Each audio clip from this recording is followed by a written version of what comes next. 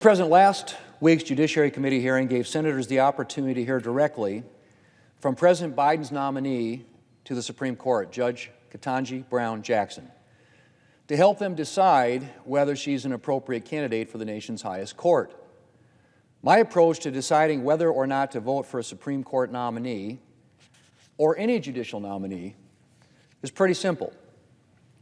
I look at the character and qualifications, and most of all, I look at the question of whether the nominee understands the limited role of the judiciary and the separation of powers.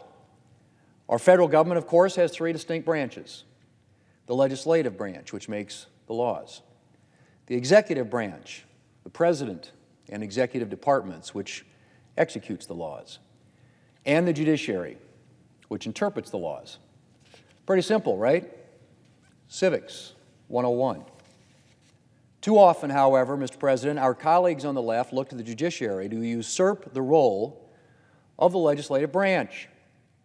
They look for activist judges who will not just interpret the law, but who will go beyond the law to deliver the policy outcomes that liberals are interested in, whether that's an aggressive abortion agenda, restraint of the free exercise of religion, or liberals' preferred approach to immigration.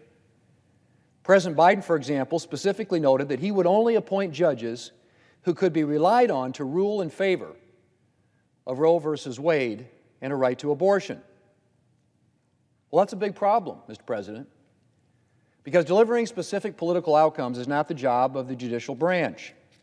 In our system of government, policy decisions are vested in the legislative branch and are made there by the people's democratically elected representatives. Judges have discretion in applying the law, but their discretion is to be guided by the plain text of the law and by the intention of the people's representatives in drafting the statute. Otherwise, we end up not with government of the people, but with government by an unelected, accountable group of judges. Mr. President, President Biden has unfortunately placed himself squarely in the camp of those who would like to see the judiciary take an active role in making policy. The people that I would appoint to the court, President Biden said during his campaign for president, are people who have a view of the Constitution as a living document, not a staid document. Well, let me just talk about that for a minute. Mr. President, what is a Constitution if not a staid document? If there's no fixed meaning to the Constitution, if it can be stretched and adjusted and expanded by judges at their discretion, then why have a Constitution? The whole point of the Constitution, of written law in general, I would argue, is that it is fixed, staid, to quote the President. The rule of law, equal justice under the law, these concepts rely on the idea that the law has a fixed meaning, that there is one law that applies equally to everyone. If the Constitution does not have a fixed meaning, it cannot be the supreme law of the land. It cannot be a guide to which we can all appeal. A living Constitution, Mr. President, is a meaningless one. Of course, that doesn't mean the Constitution will always stay exactly the same. There's a process, as we all know, for amending the Constitution so that needed changes can be made. But these changes have to be made through the amendment process with the concurrence of 3/4 of the states. Well, that's not what the President's talking about. When the President talks about a living Constitution, he's not talking about periodically amending the Constitution via the process laid out within the Constitution itself.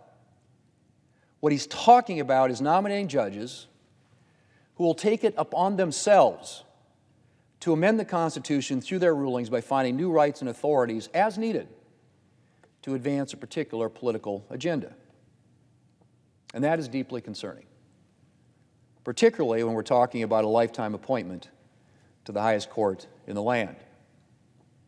And unfortunately, after watching last week's Judiciary Committee hearing and examining Judge Jackson's record, I am concerned that her jurisprudence reflects President Biden's belief in an activist judiciary. As has become clear, Judge Jackson has a strong point of view when it comes to sentencing guidelines in certain cases. That's not in and of itself a problem, of course. Judges can and do have strong opinions about any number of issues that come up in the law. What is a problem is that it seems that Judge Jackson has allowed her personal opinions to shape her judicial decisions. For example, as a federal trial judge, she repeatedly chose to reject sentencing guidelines and the recommendations of prosecutors in favor of lenient sentences for those who possess and distribute child pornography. It appears that she had a record of advocating for leniency with respect to these types of crimes during her time at the U.S. Sentencing Commission, and that she then applied those opinions to her sentencing practices when she became a federal judge. And for this reason and more, I am deeply concerned that her record suggests that she would allow her personal opinions on issues like sentencing to shape her decisions on the Supreme Court. A Supreme Court justice's allegiance must be to the plain words of the law and the Constitution, not to any personal political opinion. And I'm not convinced that Judge Jackson meets that standard. And my concern has only been heightened by Judge Jackson's inability or refusal to define her judicial philosophy. It should not be difficult for a nominee to the Supreme Court to lay out her theory of constitutional interpretation.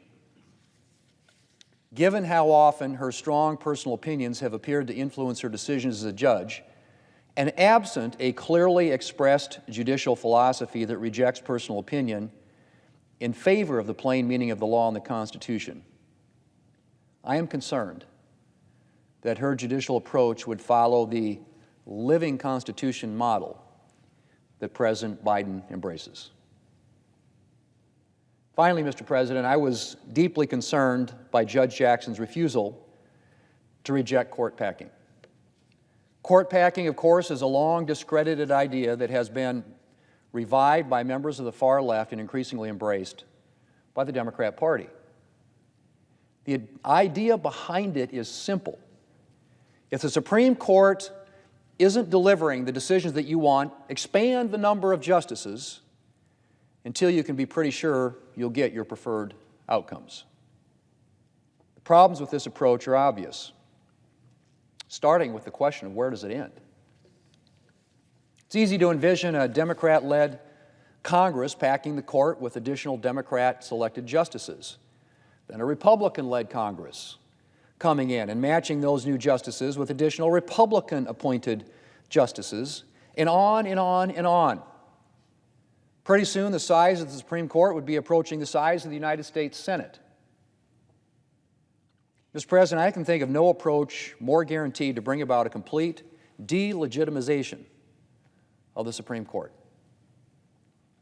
Do Democrats seriously think that there is any American who would regard the Supreme Court as a nonpartisan institution after it had been packed full of Democrat justices?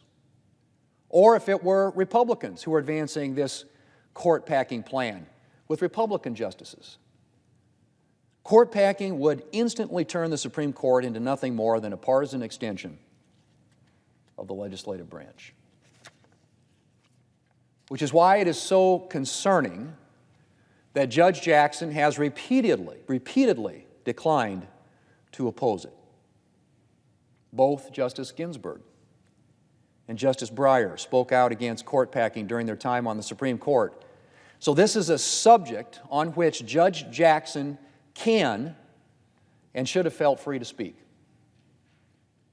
That she did not do so only underscored my concern that she is too open to allowing politics to shape the judiciary. Mr. President, I enjoyed meeting with Judge Jackson, and I respect her achievements.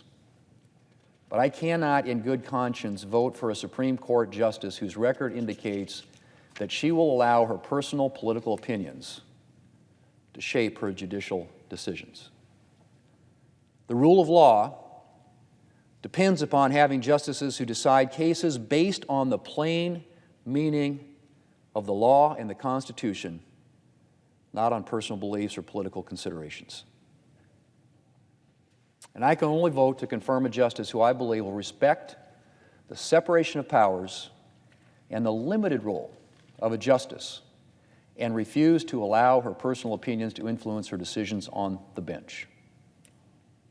Mr. President, for these reasons, I cannot support Judge Jackson's confirmation to the Supreme Court.